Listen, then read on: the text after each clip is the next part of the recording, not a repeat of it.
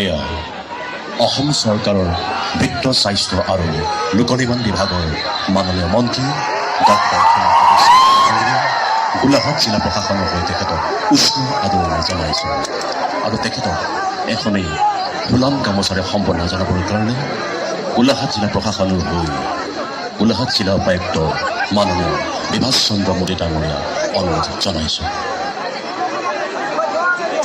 আমাৰ মাজত উপস্থিত আছে খুমটাই বিধানসভা আৰু গোলাঘাটৰ প্ৰাক্তন বিধায়ক অজন্তা নেওগ ডাঙৰীয়ানী, অসম চৰকাৰৰ কৃষি পশুপালন বিভাগৰ মাননীয় মন্ত্ৰী অতুল বৰা ডাঙৰীয়া।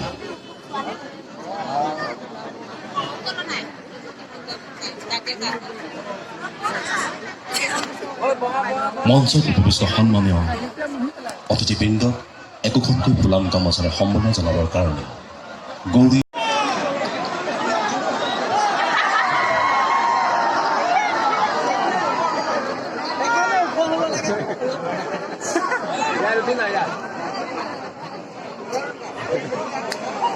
ইতিমধ্যে আমাৰ মঞ্চত সন্মানীয় অতিথি হিচাপে উপবিষ্ট হৈছেহি সমাজকৰ্মী স্বয়ং তন্ময় গগৈ বন্দনাৰে আমাৰ এই আজিৰ সভাৰ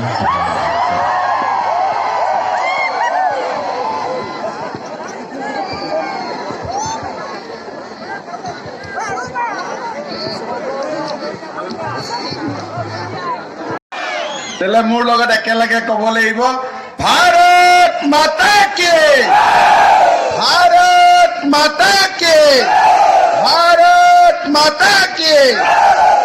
এতিয়া গম পাইছো খবৰ ভাল সঁচাই।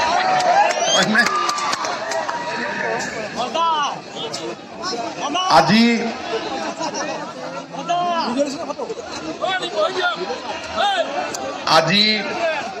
স্বয়ং আঁচনিৰ গোলাঘাট জিলাৰ হিতাধিকাৰীসকলক আনুষ্ঠানিকভাৱে এই আঁচনিৰ ধনৰাশি প্ৰৱৰ্তন কৰিবলৈ গোলাঘাট জিলা প্ৰশাসনে আয়োজন কৰা এই সভাত আমাৰ মাজত উপস্থিত অসম চৰকাৰৰ কৃষি আৰু কেইবাটাও বিভাগৰ সন্মানীয় মন্ত্ৰী অতুল বৰা ডাঙৰীয়া, খুমটাই সমষ্টিৰ সন্মানীয় বিধায়ক মৃণাল শইকীয়া ডাঙৰীয়া, গোলাঘাট জিলাৰ উপায়ুক্ত মোদী ডাঙৰীয়া আৰু তেখেতৰ বিষয়া কৰ্মচাৰীসকল, গোলাঘাট জিলাৰ বিভিন্ন সমষ্টিৰ পৰা অহা স্বয়ং আঁচনিত নিৰ্বাচিত হিতাধিকাৰীসকল, উপস্থিত সুধীবৃন্দ আৰু মোৰ অতিকে মৰমৰ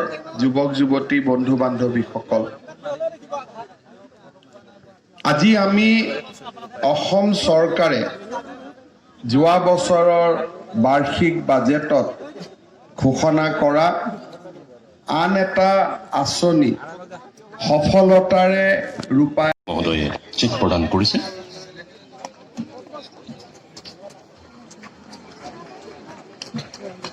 মৃদুপ্ৰৱণ শৰ্মা,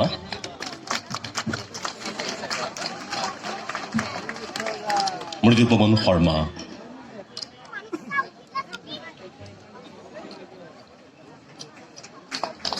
উৎপল শইকীয়া, উত্তম দত্ত, উত্তম দত্ত,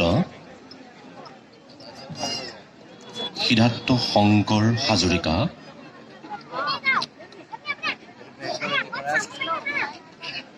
জিতুমণি বৰদলৈ, দিব্যজ্যোতি গগৈ, দিব্যজ্যোতি গগৈ, জিতুমণি বৰদলৈ, মনোজ শৰ্মা, ভাস্কৰজ্যোতি দাস, উত্তম হাজৰিকা দাস, উত্তম হাজৰিকা, বিকাশ প্ৰতিম হাজৰিকা, বিকাশ প্ৰতিম হাজৰিকা, চঞ্জনা শইকীয়া,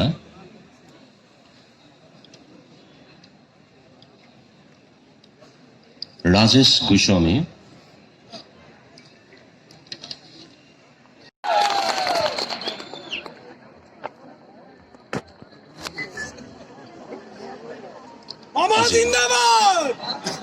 এই সভালৈ আহি আমাক কৃতাৰ্থ কৰাৰ বাবে অসম চৰকাৰৰ বিত্ত, স্বাস্থ্য আৰু লোক নিৰ্মাণ বিভাগৰ মাননীয় মন্ত্ৰী ডক্টৰ হিমন্ত বিশ্ব শৰ্মা ডাঙৰীয়ালৈ জিলা প্ৰশাসনৰ তৰফৰ পৰা ধন্যবাদ জ্ঞাপন কৰিলোঁ। ধন্যবাদ জ্ঞাপন কৰিছোঁ উপস্থিত মাননীয় কৃষিমন্ত্ৰী অতুল বৰা ডাঙৰীয়ালৈ আৰু সন্মানীয় খুমটাই সমষ্টিৰ বিধায়ক, ডেৰগাঁও সমষ্টিৰ মাননীয় বিধায়ক আৰু উপস্থিত সন্মানীয় সদস্যসকল।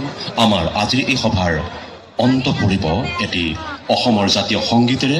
তাৰ আগতে গোলাঘাট জিলাৰ মাননীয় উপায়ুক্ত মহোদয়ে হিতাধিকাৰীসকলৰ প্ৰতি এটি বিশেষ জৰুৰী ঘোষণা প্ৰদান কৰিব।